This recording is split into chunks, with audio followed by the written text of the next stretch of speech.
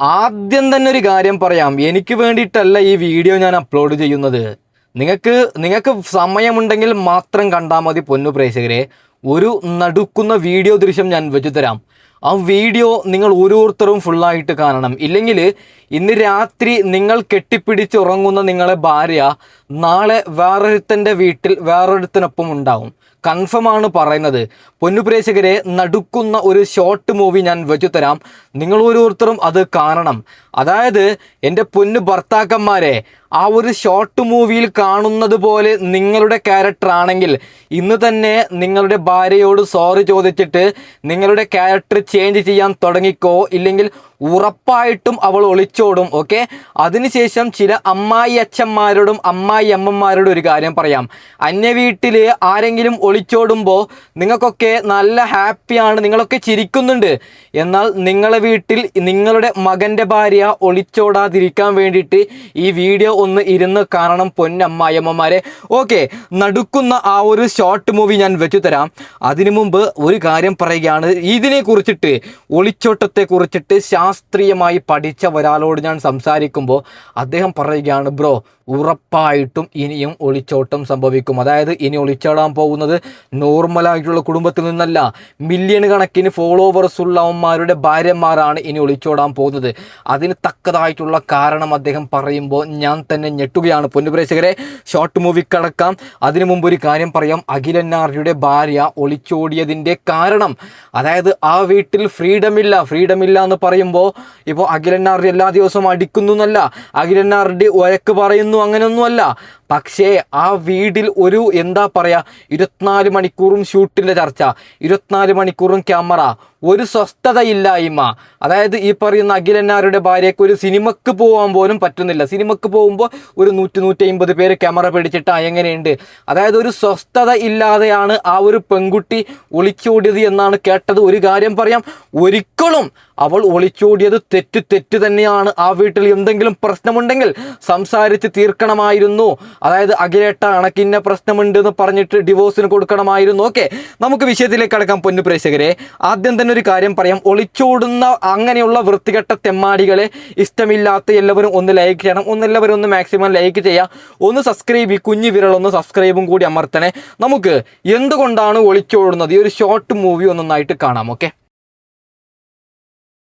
ഇതുകൂടിയാണ് കഴിയൊക്കെ. എന്താ ഇത് ഹരിയേട്ടാ, ഇതൊക്കെ നിങ്ങൾക്ക് സ്വന്തമായിട്ട് കഴിയൂടെ? പിന്നെ നിന്നെ ഞാൻ എന്തിനാണ് കെട്ടിയത്? ഇതൊക്കെ അതിലും പെടും. എന്താണ് ഇവിടെ രക്ഷപ്പാട്?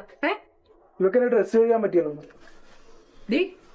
ഇതും കൂടെ കഴുകിയിട്ടെന്ന് പറഞ്ഞേ ആകാശമൊന്നും ഇടിഞ്ഞ് നിലത്ത് വീഴാൻ പോണില്ല.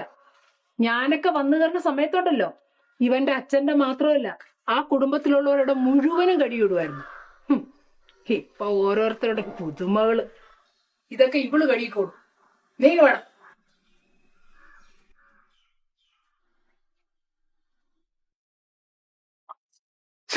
നിന്നോട് എത്ര പ്രാവശ്യം പറഞ്ഞിട്ടുണ്ട് എവിടെയെങ്കിലും പോകുമ്പോ ഇങ്ങനെ ചൂലും പിടിച്ച് മുമ്പ് വന്ന് നിൽക്കരുതെന്ന്. അതച്ഛ അമ്മ പറഞ്ഞിട്ടാ. എന്റെ ദൈവമേ, ഞാൻ നിന്നോട് എപ്പോഴും അടിച്ചു വരാൻ പറഞ്ഞത്? ഇതിവിടെ സ്ഥിര സൂക്കേടാ. ആരെങ്കിലും ഒന്ന് പുറത്തിറങ്ങട്ടും, ഉടനെ അവിടെ ചൂലും കൊണ്ടങ്ങ് ഇറങ്ങിയേക്കും. അടിച്ചതല്ലേ നീ പാടും. ഓക്കെ, ബാക്കി വെച്ച് തരാം. പൊന്നു പ്രേക്ഷകരെ, ഇങ്ങനെയുള്ള ക്യാരക്ടറാണോ നിങ്ങളത്? ഇങ്ങനെയാണെങ്കിൽ ഉറപ്പായിട്ടും ഒളിച്ചോടും. ഓക്കെ, ബാക്കിയും കൂടി കേൾക്കാം.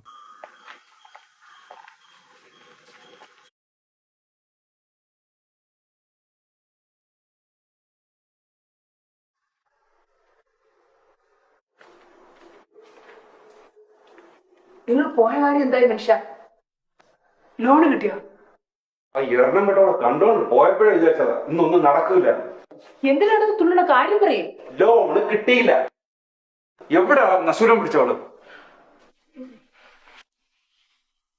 എടി നീയാ കാരണം എന്നീ നിന്റെ വീട്ടിൽ കെട്ടിയെടുത്ത് അന്നീ വീട് മുടിഞ്ഞു. അവലക്ഷണം കെട്ട സാധനം. മേലിൽ എന്റെ കണ്ണുമ്പോ കണ്ടുപോകരുതന്നെ.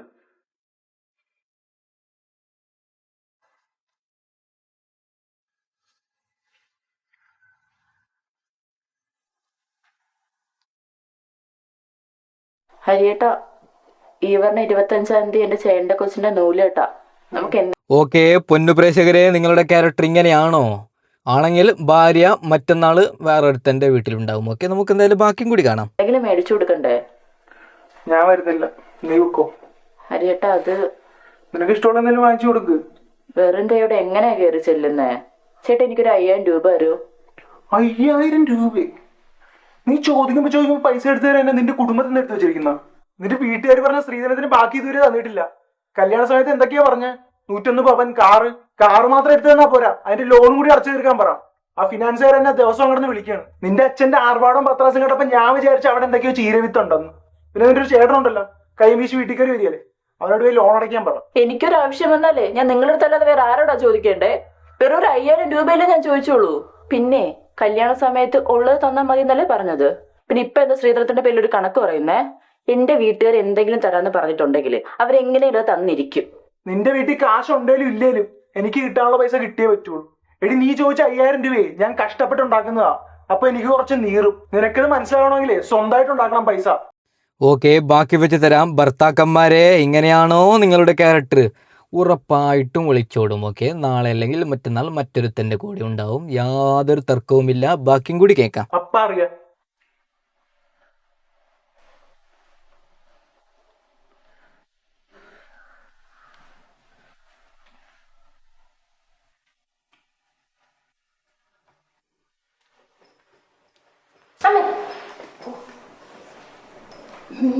നീ എന്താ നേരത്തെ?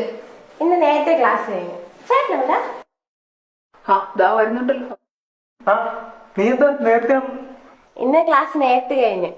അത് ചേട്ടാ, കോളേജിൽ നിന്ന് എല്ലാരും ടൂർ പോണുണ്ട്. ലാസ്റ്റ് ഇയർ അല്ലേ, എനിക്കും പോണം. അതിനെന്താ, നീ പൊക്കോ, ഫുൾ ചെലവ് എന്റെ വക. അതെ ചേട്ടാ, 5000 രൂപയാണ്. അതിനെന്താ, 5000 രൂപയുടെ കാര്യമല്ലല്ലോ. താങ്ക് യു ചേട്ടാ. അമ്മ, ഞാൻ പുറത്തു പോകും. നിനക്ക് എവിടാ ടൂർ എന്നാ പറഞ്ഞേ? അത് ഞാൻ ചുമ്മാ പറഞ്ഞതല്ലേ. കല്യാണം കഴിഞ്ഞ ശേഷേ ചേട്ടൻ എന്നോടുള്ള സ്നേഹം കുറഞ്ഞൊന്ന് ഞാൻ ചെക്ക് ചെയ്തില്ലേ. എടി കളി, നീ ആള് ഭയങ്കരയാണല്ലോ. ഓക്കെ ഭർത്താക്കന്മാരെ, ഒരു കാര്യം പറയാം. പെങ്ങന്മാരോട് സ്നേഹം വേണം, പക്ഷേ ഭാര്യയെ ഒഴിവാക്കിയിട്ട് നിങ്ങൾ പെങ്ങളെ സ്നേഹിച്ചാൽ ഉറപ്പായിട്ടും മറ്റൊരുത്തൻ്റെ കൂടെയായിരിക്കും മറ്റന്നാൾ. ബാക്കിയും കൂടി കേൾക്കാം.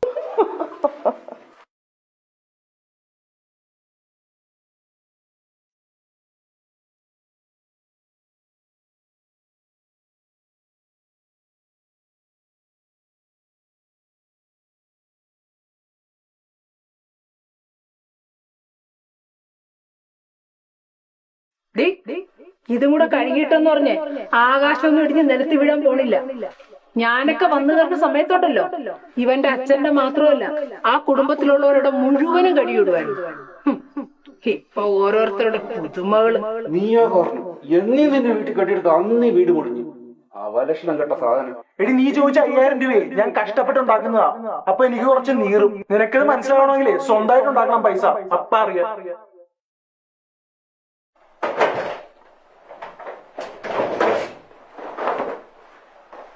നിങ്ങൾ എന്തിനാ എന്നെ കെട്ടിയത്? നിങ്ങൾ ഈ വിഴുപ്പലക്കാനും നിങ്ങളുടെ അച്ഛനും അമ്മയുടെ അടുന്നുപ്പും കേൾക്കാനാണോ? ഇതാണ് പറയുന്നത് പൊന്നു പ്രേക്ഷകരെ, ഇങ്ങനെയൊക്കെയാവും. ഓക്കെ, ബാക്കിയും കൂടി കേൾക്കാം. എടി, ഇതാണ് നിന്റെ കുഴപ്പം. നീ അവരെ നിങ്ങളുടെ അച്ഛനും എന്ന് പറയാതെ സ്വന്തം അച്ഛനുമായിട്ട് കാണാൻ പഠിക്കും. അപ്പൊ തീരുന്ന പ്രശ്നമുള്ളൂ.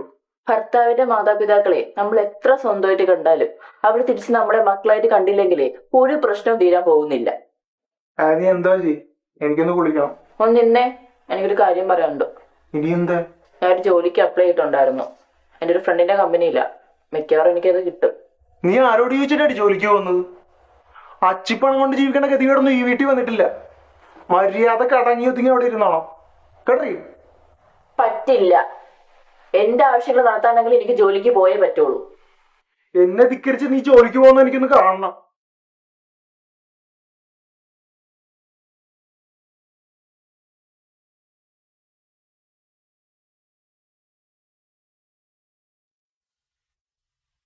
ആ മോളെ, നീ ജോലിക്കാരി അവനോട് പറഞ്ഞോ? ഓക്കെ, ഒരു കാര്യം പറയാം. ഭർത്താവ് പറയുന്നു ഭാര്യ നീ ജോലിക്ക് പോവണ്ട എന്ന്. എന്നാൽ ഇൻസ്റ്റഗ്രാമിലൂടെ ചില കാമുകന്മാർ പറയുന്നുണ്ട് അവൻ നിന്നെ ജോലിക്ക് പോവണ്ടെന്ന് പറയുന്നുണ്ടെങ്കിൽ നീ എൻ്റെ കൂടെ വാടി, നിന്നെ ഞാൻ ജോലിക്ക് വിടാം, ഫുൾ ചെലവ് എൻ്റെ വക. അന്നെങ്കിൽ ഇവൾ ഒളിച്ചോടിയില്ലേ? ഉറപ്പായിട്ടും ഒളിച്ചോടും. ഭർത്താക്കന്മാരെ സ്വഭാവം ചേഞ്ച് ചെയ്തോ ഇല്ലെങ്കിൽ 8ന്റെ പണി കിട്ടും. ബാക്കിയും കൂടി കേൾക്കാം. പറഞ്ഞമ്മേ, ഹരിയേട്ടൻ പോകണ്ടെന്നാ പറഞ്ഞേ. കല്യാണത്തിന് മുന്നേ ജോലിക്ക് വിടാന്നല്ലേ പറഞ്ഞത്? ഇപ്പൊ അവനെന്താ ഒരു മനംമാറ്റം? അവനെ വെറുപ്പിച്ചോണ്ട് ജോലിക്കൊന്നും പോവാൻ നിക്കണ്ട. അമ്മയോട് ഞാൻ പറഞ്ഞില്ല എനിക്കിപ്പോ കല്യാണമൊന്നും വേണ്ടാന്ന്. എന്റെ പഠിത്തം കഴിഞ്ഞൊരു ജോലിയെ കിട്ടിയിട്ട് മതിയായിരുന്നു കല്യാണം. മോളെ, ജീവിതം എന്ന് പറയുന്ന ഒരു അഡ്ജസ്റ്റ്മെന്റ് ആണ്. ഞങ്ങൾക്ക് നിന്നെ എത്രയും പെട്ടെന്ന് ആരുടെയും കയ്യിലൊന്ന് പിടിച്ചു കൊടുക്കണമെന്നേ ഉണ്ടായിരുന്നുള്ളൂ. നിങ്ങൾക്ക് ഞാനൊരു ബാധ്യതയായപ്പോ നഷ്ടപ്പെട്ടത് എന്റെ ജീവിത. ഇതുപോലെ എത്രയോ പെൺകുട്ടികളുണ്ടെന്നറിയോ? ജീവിതത്തിൽ കല്യാണത്തേക്കാൾ വിദ്യാഭ്യാസത്തിന് അമ്മ എനിക്ക് പ്രാധാന്യം തന്നിരുന്നെങ്കിൽ എനിക്ക് ഈ അവസ്ഥ വരില്ലായിരുന്നു. ഏട്ടൻ എവിടെ അമ്മേ?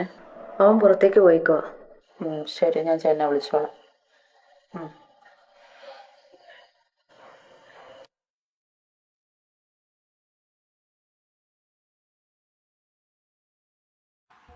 ദേവികേ, ദേവികേ, ദേവികേ, ഇത് എവിടെ പോയി കിടക്കുവാടി? എന്താ കേട്ടോ? നിന്നോട് ഇന്നലെ രാത്രി ഞാൻ പറഞ്ഞതാണ് എനിക്ക് നാളെ ഓഫീസിൽ ഇടാനുള്ള ഡ്രസ്സാണ്, അയൺ ചെയ്ത് വെക്കണമെന്ന്. ഒരു കാര്യം ഇത് എത്ര പ്രാവശ്യം പറയാനുണ്ട് നിന്നോട്? ഏട്ടാ, ഞാൻ അലക്കുമായിരുന്നു. ഇതുവരെ ഒന്നും കഴിഞ്ഞിട്ട് പോലുമില്ല. നമ്മുടേത് മാത്രമല്ല, അച്ഛന്റെ അമ്മയുടെ ഒക്കെ ഉണ്ടായിരുന്നു. അതിന് എന്റെ ഒരു നൈറ്റ് മാത്രമല്ലേ ഉണ്ടായിരുന്നുള്ളൂ. അവർക്ക് എല്ലാത്തിനും ഒരു കാരണം ഉണ്ടല്ലോ. ആരെങ്കിലും അത്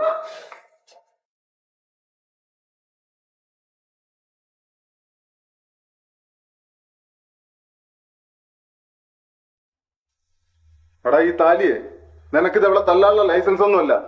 എവിടെ ഫോൺ ചെയ്ത് പറഞ്ഞപ്പോ ഇവിടെ ഇത്രയും പ്രശ്നം നടക്കുകയാണെന്ന് ഞാൻ വിചാരിച്ചില്ല. നേരിട്ട് വന്ന് കണ്ടപ്പോ എല്ലാം മനസ്സിലായി. എടാ, ഭാര്യ തല്ലുന്ന വലിയ അംഗീകാരമാണെന്നാണോ നീ വിചാരിച്ചിരിക്കുന്നത്? നിനക്ക് അടിമപ്പണി ചെയ്യാനും നിന്റെ അടിയും തൊഴിയും കൊള്ളാൻ.